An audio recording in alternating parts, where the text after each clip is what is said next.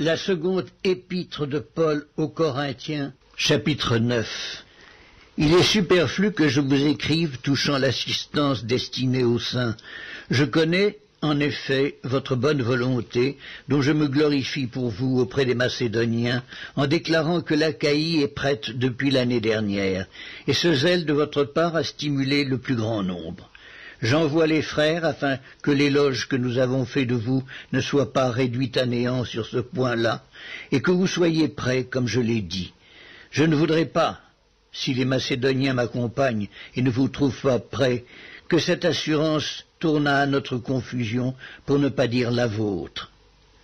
J'ai donc jugé nécessaire d'inviter les frères à se rendre auparavant chez vous et à s'occuper de votre libéralité déjà promise, afin qu'elle soit prête, de manière à être une libéralité et non un acte d'avarice. Sachez-le, celui qui sème peu, moissonnera peu, et celui qui sème abondamment, moissonnera abondamment.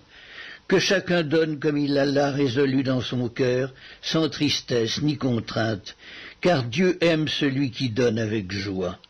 Et Dieu peut vous combler de toutes sortes de grâces, afin que, possédant toujours en toutes choses de quoi satisfaire à tous vos besoins, vous ayez encore en abondance pour toute bonne œuvre, selon qu'il est écrit, « Il a fait des largesses, il a donné aux indigents, sa justice subsiste à jamais. » Celui qui fournit de la semence au semeur et du pain pour sa nourriture, vous fournira et vous multipliera la semence, et il augmentera les fruits de votre justice. Vous serez de la sorte enrichis à tous égards pour toute espèce de libéralité qui, par notre moyen, feront offrir à Dieu des actions de grâce. Car le secours de cette assistance non seulement pourvoit aux besoins des saints, mais il est encore une source abondante de nombreuses actions de grâce envers Dieu. En considération de ce secours dont ils font l'expérience, ils glorifient Dieu de votre obéissance dans la profession de l'Évangile de Christ et de la libéralité de vos dons envers eux et envers tous. Il prie pour vous parce qu'il vous aime à cause de la grâce éminente que Dieu vous a faite.